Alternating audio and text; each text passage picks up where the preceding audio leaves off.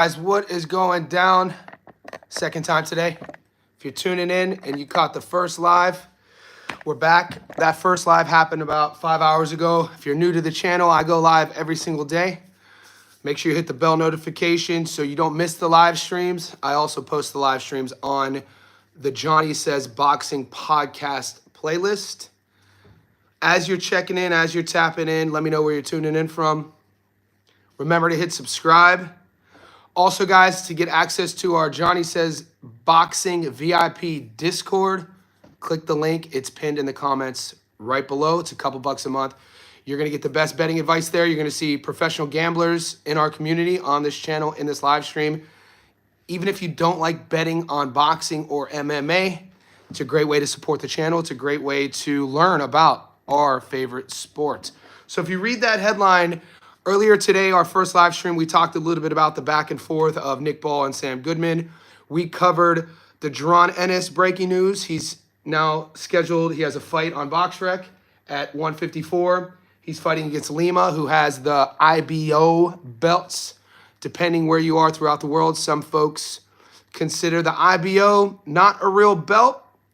Some people I've spoken to internationally claim that it is a real belt. Whatever it is, Jaron Ennis is fighting the IBO champion at 154 in October in the Illadelph, Philly. Boys are checking in. What's up, Money? Boxing fan in the house. Unknown, how you doing? Goat in the house. Yes, we are.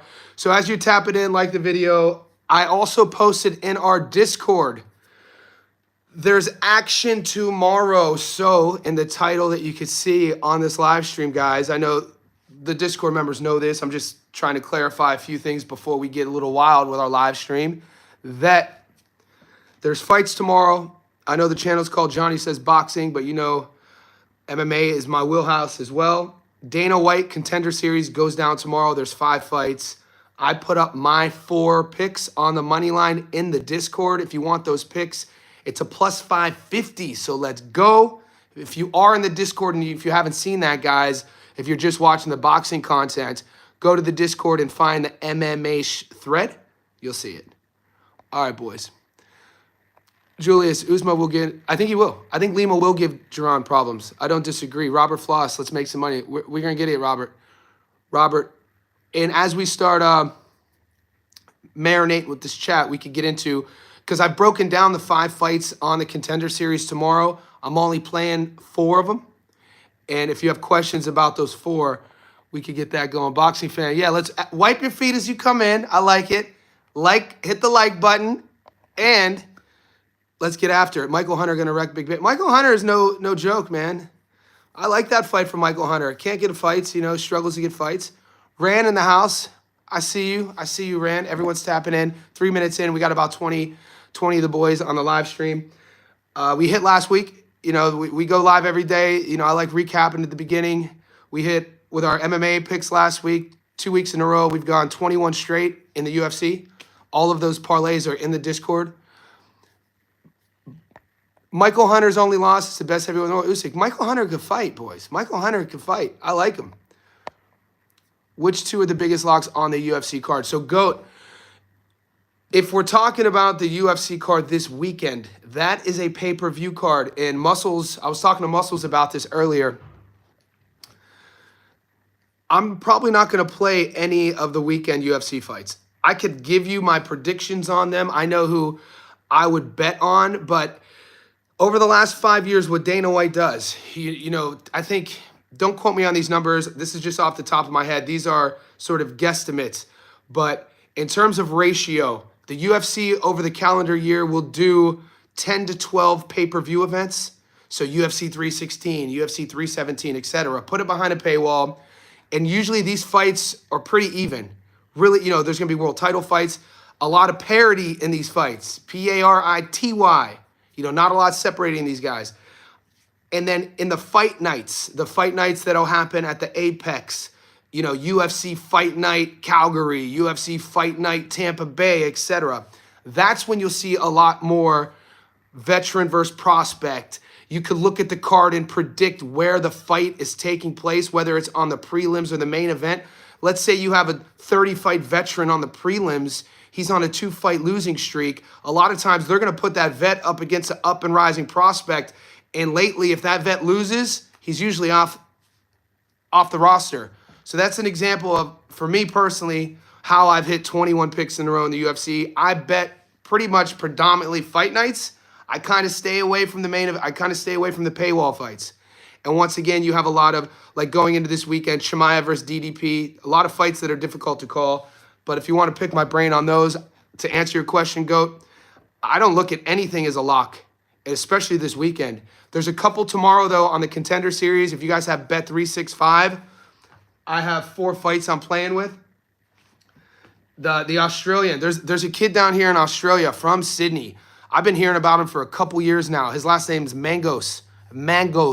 George, stud, athlete, all the hype. I think right now the book on him is $1.74. Boy, I like that bet a lot. GOAT. Let's hear what Robert says. Protest. See, I don't know, man. You say protest. Jeff Neal's a stud, man. Jeff Neal is a dog. I wouldn't be so quick to take Carlos Protest.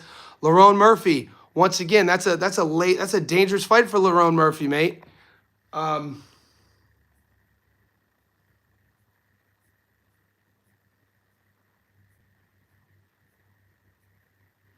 Murphy fighting Aaron Pico, dude, on a couple weeks' notice. Aaron Pico, we know where his wrestling, his Olympic pedigree. We know what he did in Bellator. Pico's a dog.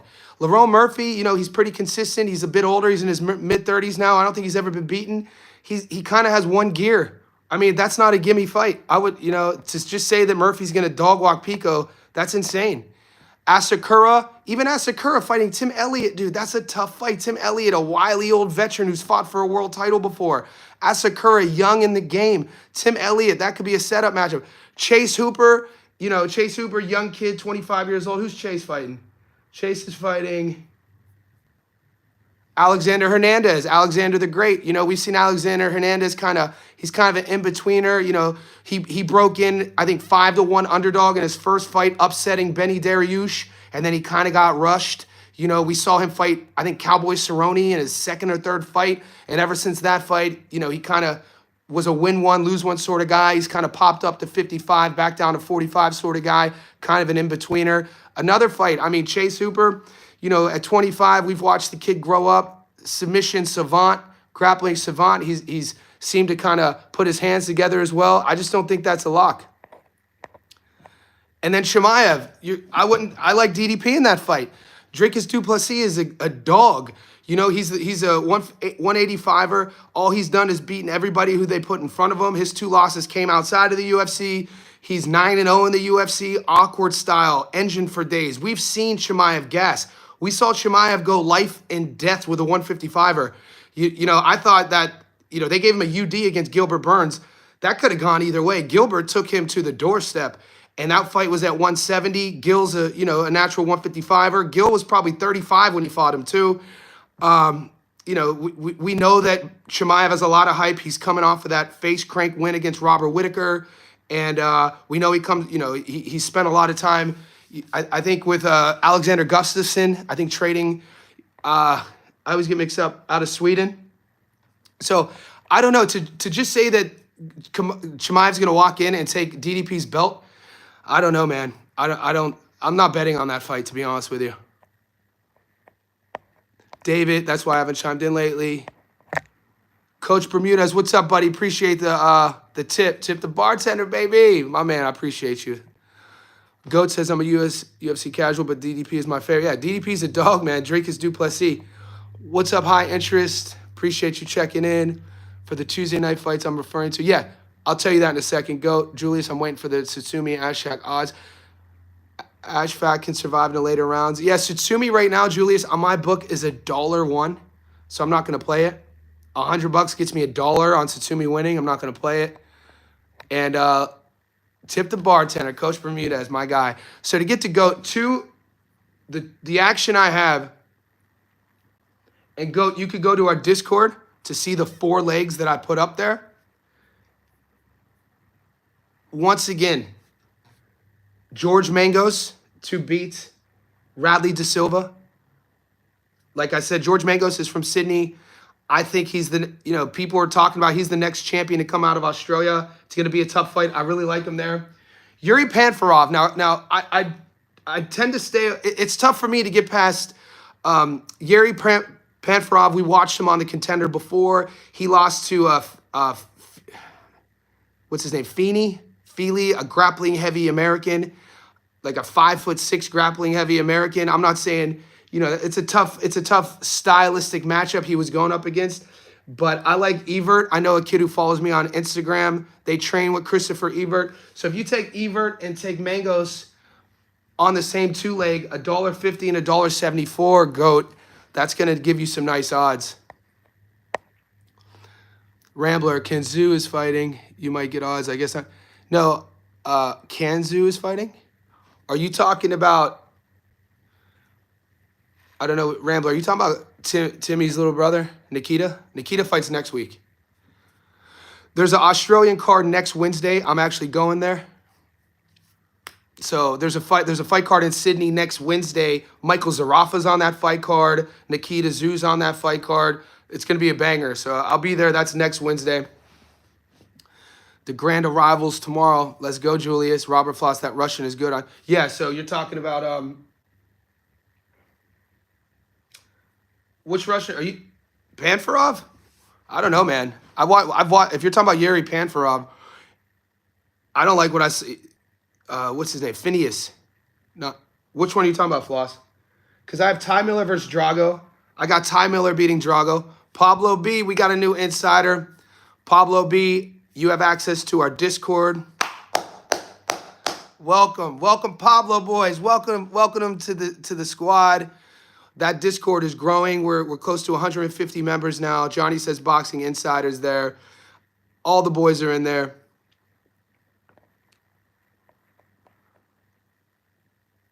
Robert, what fighter, Robert? Be more specific. So there's a French fighter as well fighting that I tend to stay away from. But when I watch the tape, Ilian Bouffia is fighting Nemia Santana. And I always tell you I don't bet on French fighters. And I'm usually right. But if you are I'm not betting on him. If you want to bet on the French fighter to beat the Brazilian, I think he's going to. So that's another one. And I don't see I don't see Suskarov, Robert. I'm probably not getting action on him. But like I said, if you have access to our Discord, go to the Discord group, boys, and you'll see the parlay I put up there. Julius, Adelaide, best chances away. Julius, what's your take on the Adelaide fight? Because when everybody sides with one fighter like Hrgović, I then will watch more tape on the dog. And I've been watching more and more today on Adelaide. I don't see it, man. I think Hrgović, he's just a level above. He's a level above. It's just going to come down to how heavy you want to put on Hrgović. I think it's a lock on the money line. I think Hrgović is a lock on the money line. I think Raymond Ford is a lock on the money line. I think Nick Ball is a lock on the money line. And I flip-flopped on Nick Ball. But after watching the tape, doing my due diligence, my 3 locks that I'll put up once I go heavy, and I'll put up right now, I'm about 95% sure I'm locking up Ford, Hrgović, and Nick Ball as my locks. Mangos, Money Meach. Mangos is a hit. Trust me. Mangos is that dude. Everything I've seen him fight once down here in Sydney. I think he only has 6 pro fights. But the thing about this modern day MMA era of fighters is now these guys, these young kids, late teens, early 20s, they're not coming from an American football background. They're not coming from a, boxing, learn how to do jiu-jitsu. They've been doing MMA their entire lives since they stepped into a gym. And so he's one of these guys. I think he only has 6 pro fights, and he's pro ready. He's UFC ready, and there's a lot of hype behind him. The media down here is writing about him, like I said, like he's the next in line of potential UFC champions from Australia. Pitbully. He stops him. Hrgović is slow and cumbersome. No distance is a lock. Yeah, but, Adele, what are you going to... If Hrgović is slow and cumbersome, what is Adele? Describe Adele to me then. I'm not saying bet on him. I think he beats Adele, no problem. Does the fight go past 10 rounds for 112? I think Hrgovic, see, I'm not going to bet. If I bet on Hrgovic, it's going to be money line, 3-leg parlay lock. So I'm not going to get sexy by picking an outcome with that specific fight. The more I think about it, I do see Nick Ball actually stopping Goodman. I do. If I lock that in, I'll put it up in the Discord. Blue Collar says Hrgovic can take a punch and he's a better boxer. I do think he's a lock. There we go. We see eye to eye. The best thing about the chat is we don't always have to agree. Yeah, Adele, who did he fought, there was a fight that he was coming off of against a guy that we covered on the channel who just fought Spilak, or I should pull the box rec up. But I sat with this guy's tape for a while, Adele. Hrgovic is a guy that probably is an underachiever. He's a guy who came into the pro ranks. I think he went pro in 2017. A lot of hype on him from the amateurs. He's had performances where he's looked like his potential. He's had performances like one of the boys said where sometimes he looks cumbersome. I just think he's, at the heavyweight, at the level. I would say Hrgovic is at the world level. I don't think Adele's at the world level. If we would say, if you had to pick 25 world level heavyweight boxers, I think Hrgovic would slide in on my list. I don't think Adele would. And I don't think that's a shocking statement.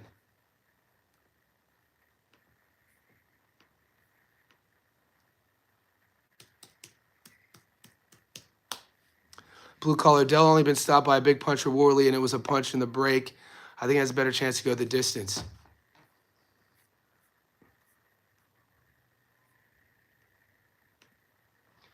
Yeah, people online are acting like Filip Hrgovic is 40 years old. You know what I mean? He's only 33. In the heavyweight division, 33 is just coming into your own. 6'6". He got stopped against Dubois. It's his only loss, 14 knockouts.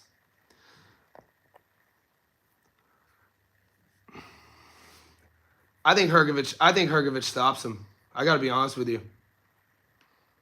I don't see that fight going the distance.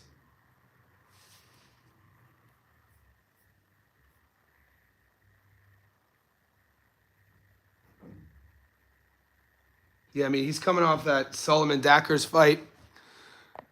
Hand history vault. Johnny, you think Goodman will stand in front of Ball and trade with him? I'm not saying he won't be there in here, but Goodman, yeah. So this is his thing, man. A week ago when I was sold on Sammy Goodman to win, it was kind of recency bias based on me having just watched him fight Cesar Vaca. As the week went on, and then this week came to be, and I watched more and more tape, something started playing in my head when you watch Sam Goodman. He actually doesn't really move around as much as you would think. He's actually not a guy that really likes to use the entire ring. I'm not going to say he's going to stand there and fight like Kenny Sims Jr. fought, in his last fight against Huerte. It's not that style, but he is gonna punch with him. He's gonna punch with him.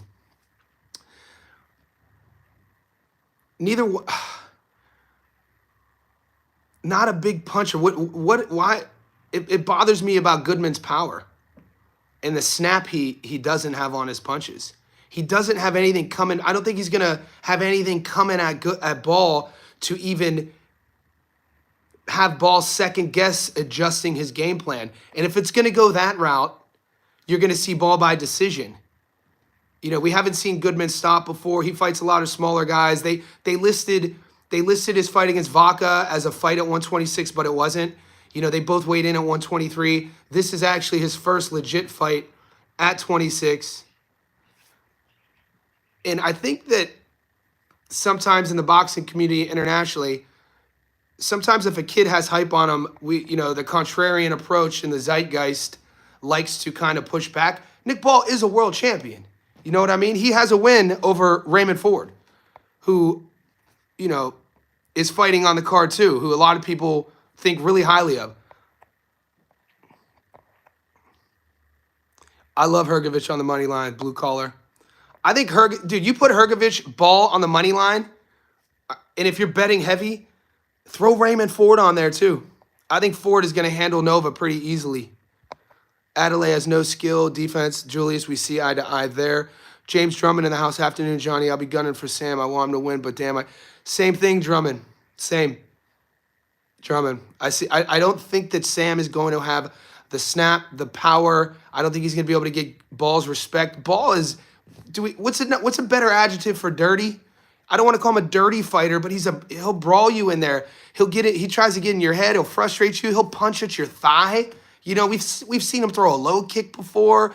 I think I saw him shoot for a double leg. You know what I mean? He does a lot of these weird things, crashes in, leads with his head, wants to put his head on your chest, throws the hooks over the top. He's a bit of a, bit of a nightmare stylistically. And Goodman's going to want to try to keep it clean in terms of, at a certain range. I just don't see him. The only way Goodman would be able to keep him at range is by, catching him with something and making Ball think twice about his offense. And I haven't seen Goodman ever even fight like that. History vault. I can see Ball knocking out Goodman only if Goodman stands in front of him and consistently trades. That also assumes Goodman doesn't rely on his jab. Yeah. And there's not a lot of body work on that side of the fence either. And when you look at Ball's guard, he really doesn't even have a body to hit. His torso's like that big. You know what I mean? There's really not a lot to hit there. If anything, Goodman's, like how he's built, he has a long torso. Like Goodman, when he weighs in, it looks like Goodman's like 5'9", 5'10", based on like when he's weighing in, how long his torso. Goodman's, I think, only 5'6". So with that being said, I think there's going to be options for Ball to work the body there as well and then maybe go up top. I think he's going to break him down. I think Goodman's going to struggle with that volume and that pace. And we know one thing about Nick Ball, he doesn't slow down up until this point. He's young. He's a champion. He's hungry. This fight, don't get it twisted. This fight was made to feature Nick Ball. Nick Ball is the A side. And there's value on the money line. It's not like it's $1.10. It's $1.22. Goodman is elusive and quick. Yeah, he's elusive. I wouldn't say he's quick. I wouldn't say Goodman is quick. I'd say he's elusive. He's not twitchy quick. He's not like intuitively quick. He's elusive though. He's slick with it. But I think, and I give the speed advantage to Ball though. I think Adelaide fights really patient a lot. Hrgovic by decision would like, yeah. I like Moses over 4.5. I just, what's up unknown? I just heard a kid on, who did I watch break this down? You know what? Insider information. I'm not going to say any names, but he's a famous guy. One of my boys online sent me a voicemail, so I'm going to relay it to you boys. So if you want to get a pen out, regarding Moses versus Dylan White. Dylan White's been stopped 3 times, right? This is a, what? Is this a 12-rounder?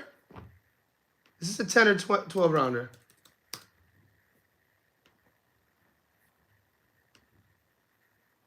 I might share the voice memo in it.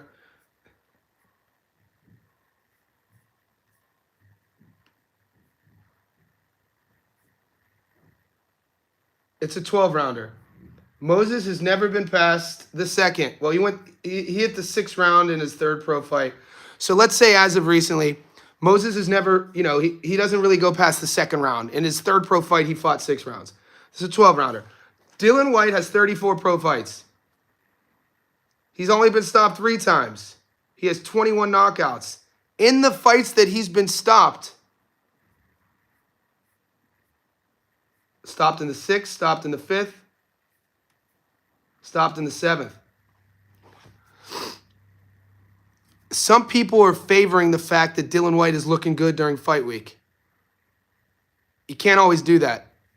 There's plenty historical examples of older heavyweights looking good during fight week and then getting kind of washed. Larry Holmes, Muhammad Ali. It doesn't always, the optic doesn't always tell the entire story. Dillian's 37, Moses is 20. The thing that I am hesitant on why I didn't tell you Moses is one of my locks is because at $1.09, he is only 20. Being an Olympian, we have seen, what have we seen recently with Olympians being rushed? You know what I'm saying? Galoya 5 being rushed. Albert Badagaziev being rushed. Moses, 10 pro fights. Is he being rushed at 20? Is he ready for, I'm not saying that Dillian's going to win, It's just something to think about it. I think if it does go, Moses wins by knockout before the 6th round, if I had to say. I think he would get Dillian out of there. I don't see it going past the 6th.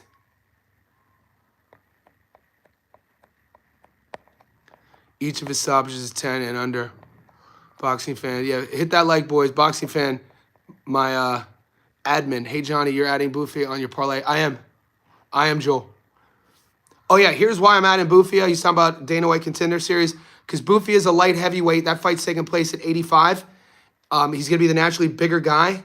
He's fighting a Brazilian who's kind of undersized for middleweight. White interview sounds like he doesn't believe in himself.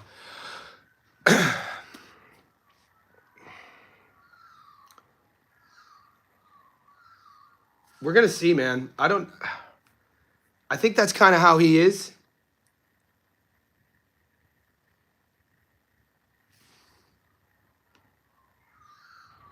I think this fight, I don't know I think the safe bet, guys, is the fight not to go the distance. The safe bet would be the fight not to go the distance. I'm good. What I'm going to do with the voicemail, I got to relist. I had to press pause on it because it's only my Wednesday, or it's only my Tuesday. It's your Monday. I need to press pause on what I'm going to do with it. But all in all, with the insider info, look at your books and see what it's paying for the fight. I think it's only $1.12. It's not good odds. I'll share it. I'll share the whole thing in a second. Not on this stream though. I had to press pause. White literally called himself cannon. If he said that, he's cannon fodder. You know what I'm saying? Okay. I'm going with the over 4.5. Believer in experience. What's the over paying, Evie? I could see it going over. There's a lot of things we have to see about Moses. We have to see his chin.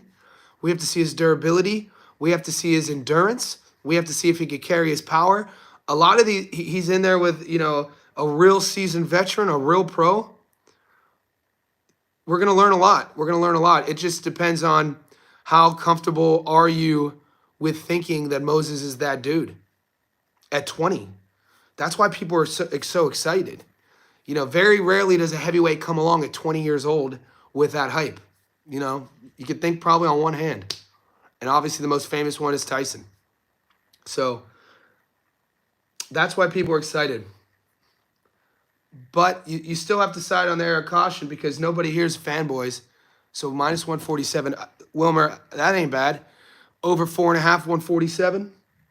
I want to see what Dylan looks like during the shakedown, during media.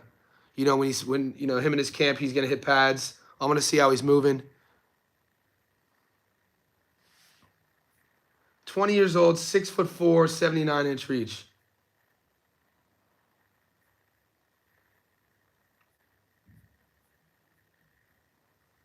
Definitely his biggest test. Minus 135.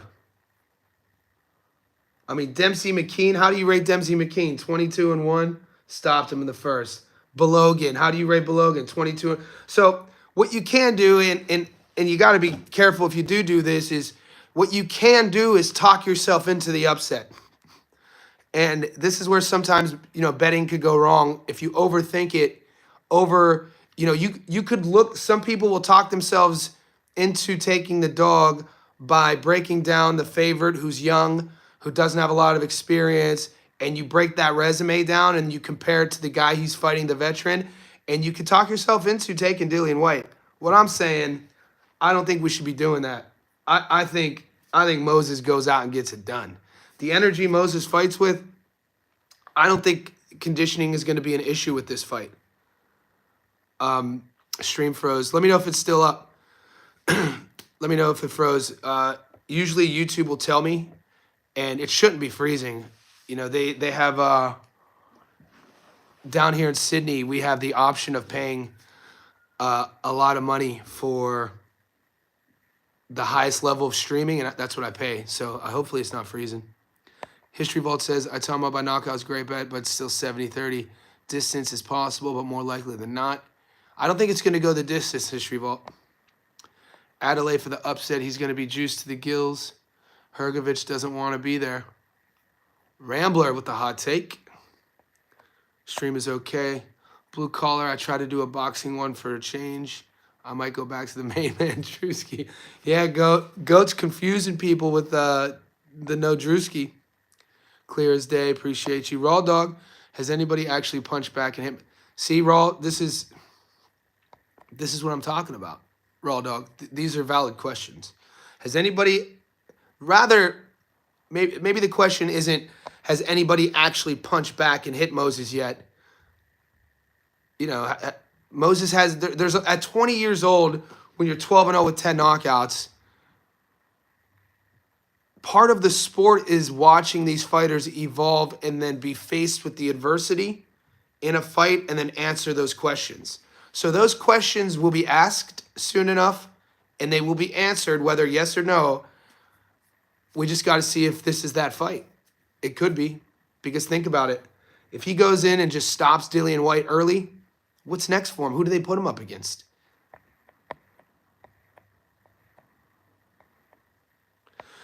Julia says, I was impressed when Moses stopped. Yeah, 6'7" McKean. He was 22-1, mate. That's why I asked. Dempsey McKean was 22-1, and he had a little bit of pop on him, and people, you know, he knows how to operate in the ring. History Vault, I like a ton of money line, $1.09. Yep. Hasn't been deep enough for me. I feel you. Like I said, my 3 locks, money line, Ford, Ball, Hrgovic. I think Hrgovic is a bigger lock. I think people are overthinking Hrgovic versus Adelaide.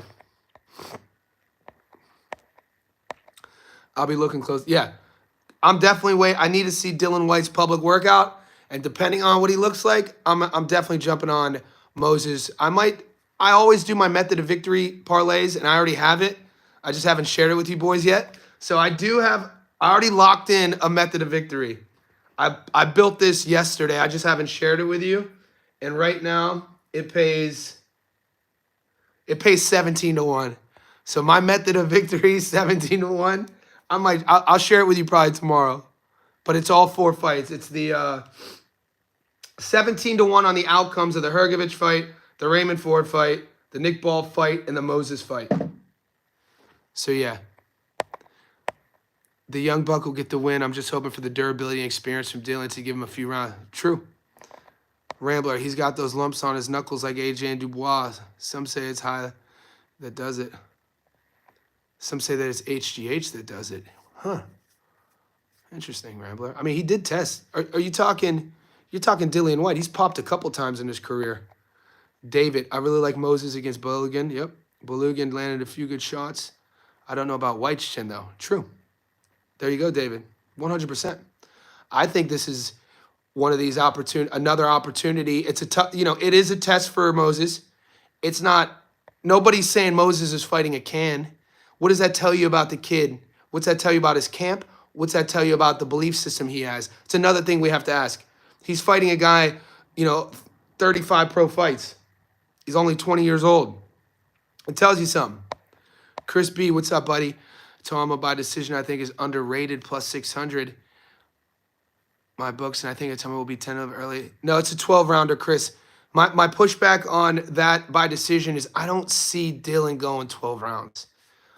I don't see Dillian going 12 rounds. I just don't. And the pushback for you to tell me is we've never seen Moses go 12 rounds. True facts.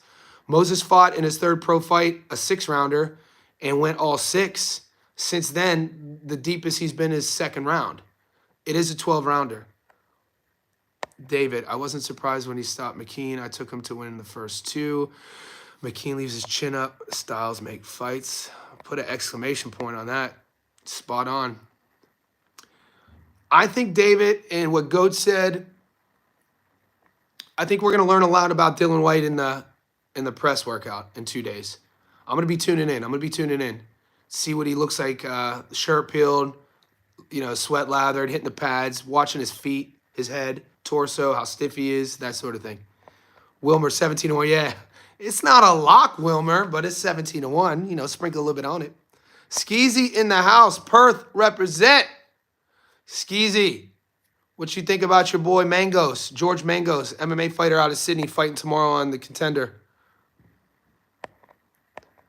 Pedro, I don't think White is better than Guido. No, Guido Vanella, dude, that's an Italian Olympian. Guido is a solid heavyweight. That was, people had those odds against Kiki Torres. I think it was close, not quite a 50-50 fight, but the odds weren't crazy. We ended up taking Kiki and we hit on it, but it was I think Kiki had, landed one big shot in the second, but other than that, it was more of a, who wins more points, who wins more rounds sort of affair.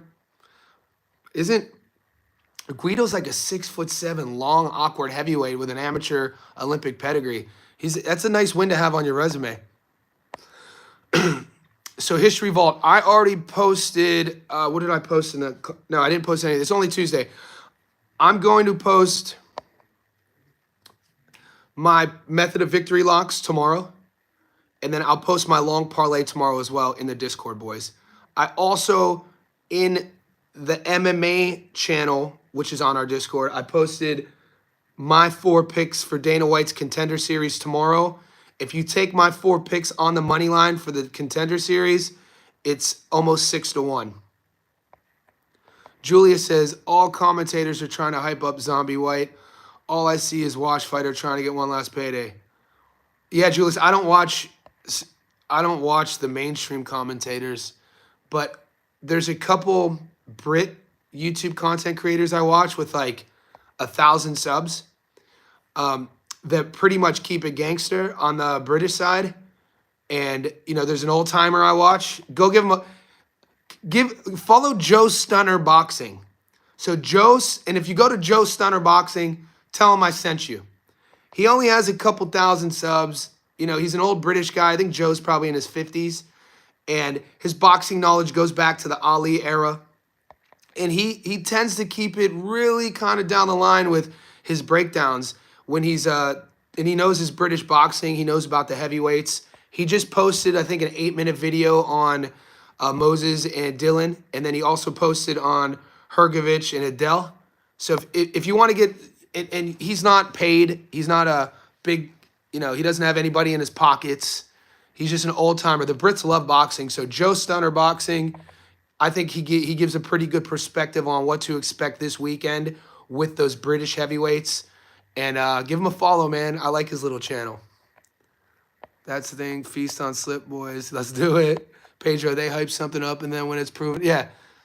Don't pay, dude. All the big corporate media guys, they all got people in their pockets. We know about what it means to serve an agenda. That's why we're trying to hear. We're on the down low. We do things our own way out here. Julius, talk sport boxing, especially on Daniel Dubois. They were talking about Dubois. That was insane, Cabrales. You remember I didn't tell you to do it. We ate on Usyk by stoppage. I think I might have called the round. I don't take pride in calling rounds because that's not my thing. But we called Usyk by stoppage. Don't get honey-dicked. Don't get honey-dicked by these outlets. You betting on 4 of the 5 fights? Yes. History Vault tomorrow. I'm only betting on 4. I'm leaving one of those fights alone. I don't like the odds. And the one I'm leaving alone actually is the biggest favorite. So yeah, just sub to him. Yeah, Joe Stunner. All right, Julius, I'm subscribed. Yeah, Joe Stunner's a beast. I like Joe Stunner, man. Only because he keeps it casual, no edits, no bullshit. And you could tell he's just coming off the top. I like that about him. Not a fan of the yeah. Dude, the Turkey paid channels. There's a bunch of I'm not trying to sell you guys where to go, but I follow Joe Stunner, and then there's a young buck from England that he has like 400. He only has 400 subscribers, maybe 1,000. I follow, and he does good breakdowns. He literally will have like a picture like this. And he talks like this, and it's kind of slow, but he knows his British boxing, mate. So that's who I listen to. I'm not trying to go to a dude with 200,000 subs who's doing goofy faces and, sound effects and trying to sell me a lie. And that's all I'm going to say. Who's this? I got one more. Go follow... what is this dude's name?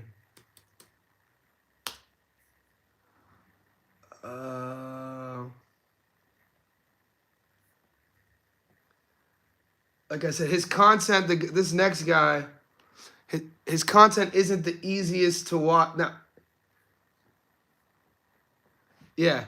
So my guy has 1,000 subscribers. Go follow Axel72 as well. AXEL72.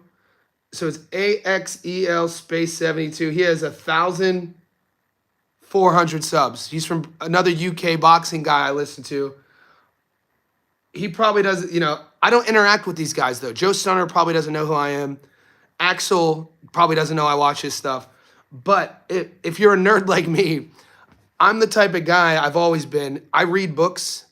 I write books. I'm a nerd. I like learning all things, not just boxing.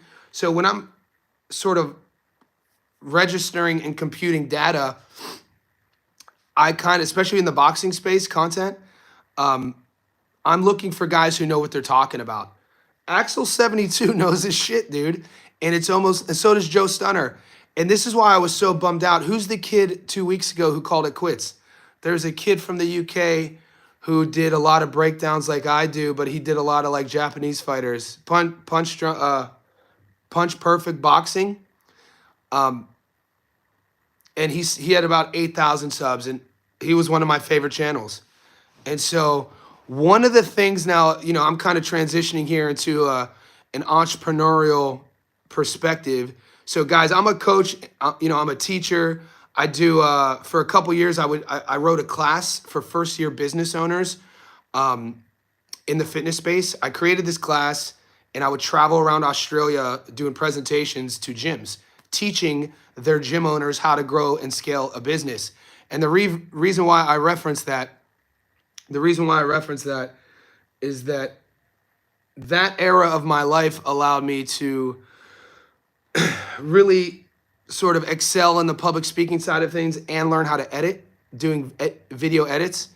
And so my point is with those three, Joe Stunner, Axel, and Punch Perfect, it seems like a lot of guys in the boxing content creator space who have a love of the game, like myself, who are doing non-clickbait content, they struggle to grow their business and their brand on YouTube because they don't know how to edit.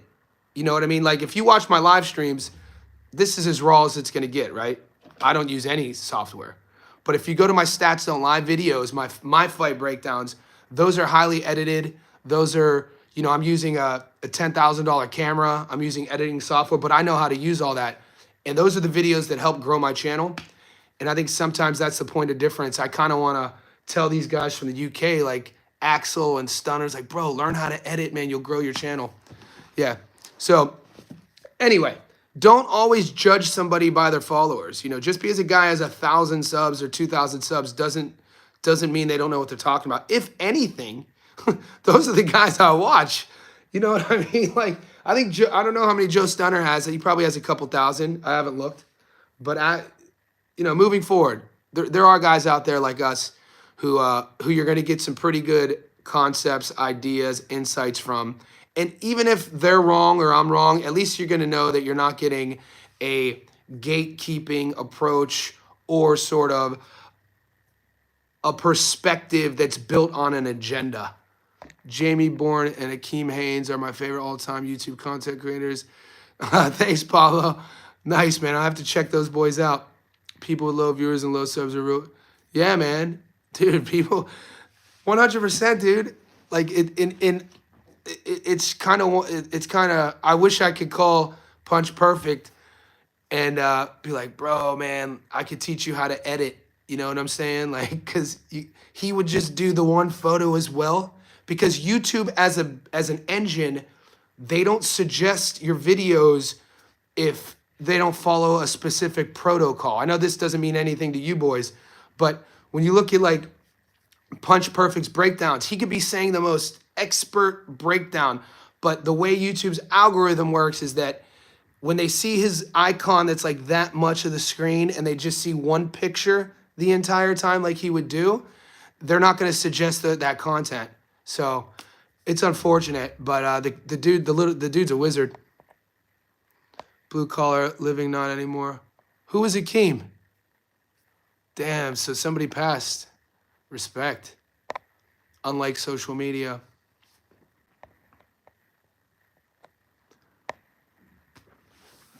But guys, we're about 45 minutes in. I have to run to the city. So I have to go. I got boxing. I got boxing in the city. I usually spar on my Tuesdays at 2 p.m. and my Saturdays at 8 a.m. So this is my second live stream of the day. Stay tuned to the channel. Go to the Discord right now to get my Dana White Contender Series parlay. It's like a plus 600. And you join here. You become a Johnny Says YouTube Boxing Insider. You support the channel. Help me out here. Get perks and Discord. Other than that, I'll be live 2 times tomorrow, 2 times moving forward. You guys know where to find me. Follow me on Insta, Johnny Stofko, Koki in the house. I appreciate you boys.